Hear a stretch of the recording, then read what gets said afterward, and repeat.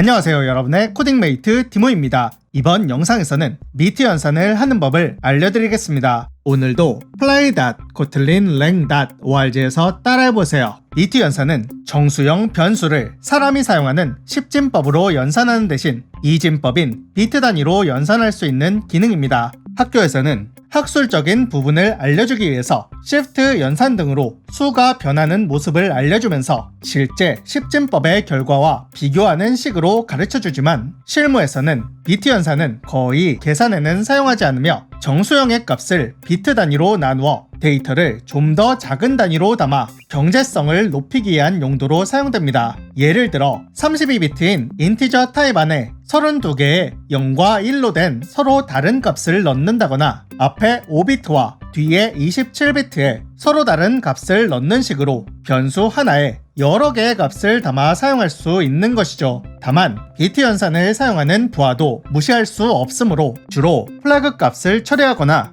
네트워크 등에서 프로토콜의 데이터량을 줄이기 위해 자주 사용됩니다. 정수형 변수의 비트 연산을 할 때는 좌측으로 갈수록 상위 비트, 우측으로 갈수록 하위 비트라는 점도 알아두세요. 참고로 코틀린은 모든 정수형이 부호를 포함하므로 최상위 비트를 마이너스인지 플러스인지를 표시하는 부호 비트로 사용하기 때문에 이 부분에는 데이터를 담지 않는 것이 좋습니다. 먼저 비트를 밀어주는 bitwise shift 연산자들을 알아보겠습니다. 여기에는 부호 비트를 제외한 모든 비트를 좌측으로 원하는 만큼 밀어주는 SHL, 우측으로 밀어주는 SHR, 그리고 부호 비트를 포함하여 우측으로 밀어주는 USHR이 있습니다. 다음은 일반적인 bitwise 연산자인데요. AND 연산자는 원본과 비교 대상의 값을 비트 단위로 비교하여 둘 다 1인 경우 결과를 1로 반환하며 OR 연산자는 값을 비교하여 하나라도 1이면 1을 반환합니다. XOR 연산자는 두 값을 비교하여 같으면 0,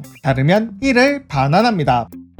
AND 연산자는 그 특성을 이용하여 두 가지 기능으로 사용하는데요. 먼저 비트를 확인하는 용도로 원하는 위치에만 1을 넣어 비교해보면 1인지 0인지를 확인해 볼 수 있으며 또한 비트의 클리어 연산, 즉 0으로 만들어줄 수도 있는데요. AND 연산자를 사용하여 비트를 0으로 만들고 싶은 부분에만 0을 넣어 연산해주면 1인 부분만 남고 나머지는 모두 클리어됩니다. OR 연산자는 반대로 비트의 set 연산, 즉 비트 값을 1로 설정하고 싶을 때 사용하는데요. 비트를 1로 만들고 싶은 부분에만 1을 넣어 연산해주면 0인 부분은 그대로 남고 1인 부분만 셋이 됩니다. 그리고 XOR 연산자는 비교할 두 값이 비트별로 동일한지를 확인하는 데 사용합니다. 마지막으로 IMV 함수인데요. 이것은 비트를 모두 반전시키는 역할을 합니다. 0은 1로, 1은 0으로 되는 것이죠. 그럼 실습을 진행해보죠. 먼저 bit data라는 인티저 변수를 만들고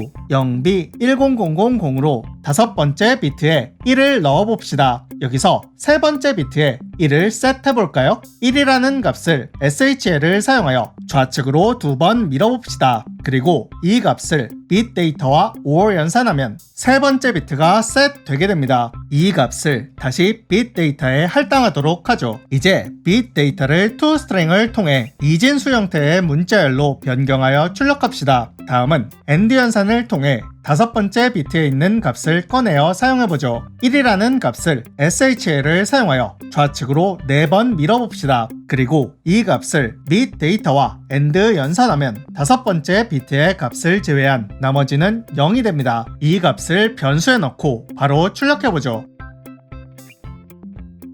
우측으로 4번 밀어주면 원래의 값을 복원할 수도 있겠죠. 다음은 다섯 번째 비트에 있는 1을 클리어 해봅시다. 이때는 1이라는 값을 SHL을 사용하여 좌측으로 4번 밀어줍니다. 그리고 이 값에 다시 IMV 함수를 사용하여 반전시켜 줍니다. 이것을 bit data와 AND 연산하면 0으로 반전된 다섯 번째 비트만 클리어됩니다. 클리어가 잘 되었는지 한번 출력해 봅시다. 마지막으로 현재 bit 데이터가 10100과 같은지 비트별로 확인하기 위해 XOR 연산을 하여 출력합시다. 다섯 번째 비트만 다르기 때문에 10000이 출력될 거라 생각할 수 있습니다. 실행해보시면 원하는 결과값이 나온 것을 보실 수 있습니다. 비트 연산은 앞서 말씀드렸듯 아주 제한적인 경우에 사용되지만 반드시 알아야 할 중요한 연산이므로 꼭 기억해두세요. 그럼 다음 영상에서 계속 찾아뵙겠습니다. 영상이 마음에 드신다면 구독과 좋아요를 눌러주세요. 디모였습니다.